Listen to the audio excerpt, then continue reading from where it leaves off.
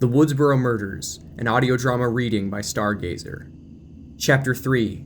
Do you like to hunt? It's early morning. Sidney is snuggling her pillow, sleeping peacefully when the radio alarm blasts from the night table loud enough to wake the dead. Sidney bolts up. Found brutally murdered, blares from the radio. Click. Sidney, quick with reflexes, shuts it off instantly. A car trunk slams shut outside. Sidney pulls herself out of bed and leans to the window just in time to see her dad jumping in his car. She half waves down to him, but he doesn't see her. He's as good as gone, pulling out of the driveway and disappearing down the road. Sidney stands at the window, staring out after him. Woodsboro High School, home of the Fighting Bulldogs. It's a perfect small-town school, old and charming. Students come and go, moving about. Nothing unusual except for the 6 police cars, 4 news vans, flashing cameras, and crowds of looky-loos gathered just off campus. Sidney approaches the school, seeing the commotion. 4 different reporters stand in front of 4 different cameras, giving 4 different news reports. She moves past a policeman standing guard. Her interest piqued. She stops at the first reporter, who is Gail Weathers, 30s. Her smart face is overshadowed by a flashy smile and a massive mane of chemically enhanced hair. Gail stands stunning for the camera.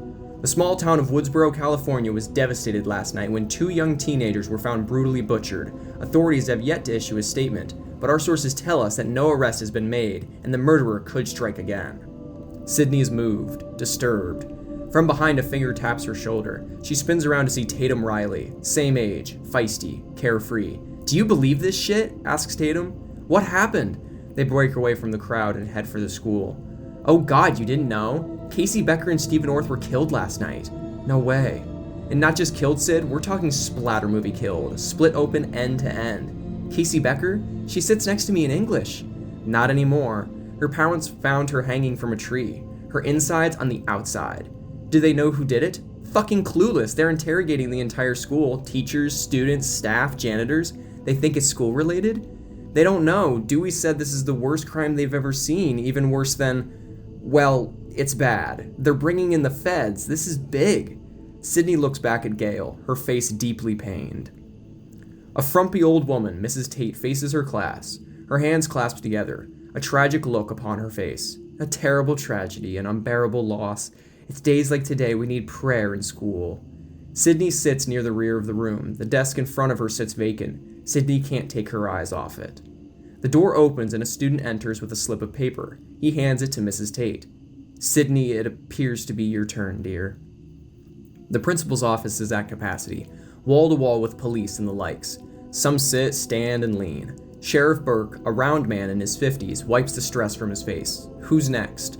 A young officer looks at a clipboard. This is Deputy Riley, better known as Dewey. He's in his 20s, handsome in a scrubbed-clean, boyish way. "Sidney Prescott," Deputy Dewey tells the sheriff. Burke gestures to bring her in. Principal Hembry, 50s, an old codger of a man wearing a sour face, speaks up. "Sidney Prescott, she was daughter of..." Dewey looks at Hembry. "We all know Sidney, Mr. Hembry."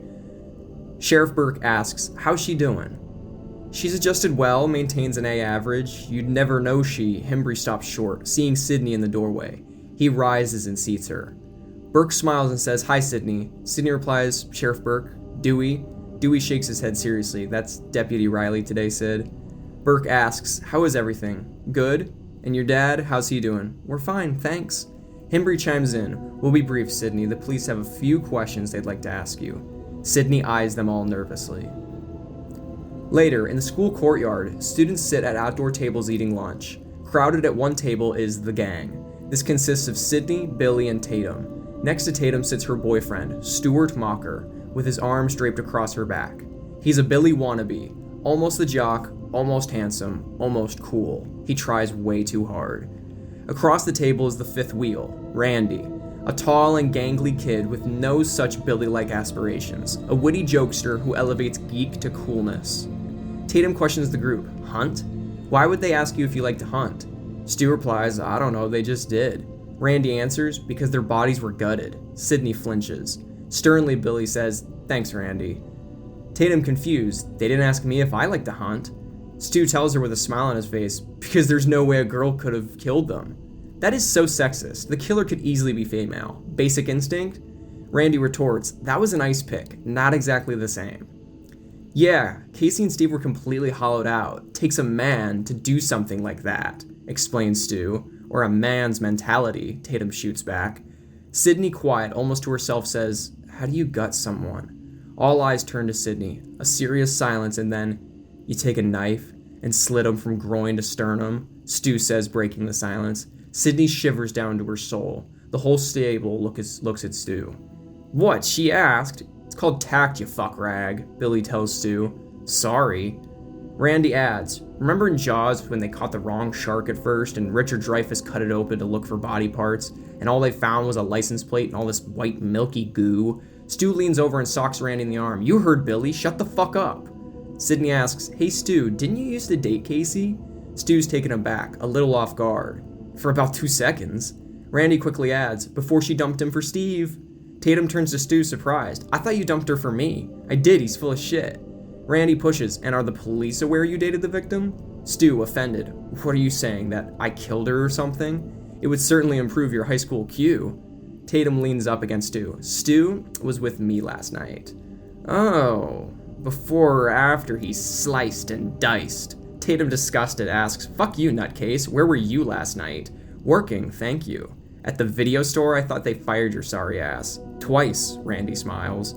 Stu, with a serious tone, looks directly into Randy's eyes. "I didn't kill anybody." Billy adds, "No one's saying you did."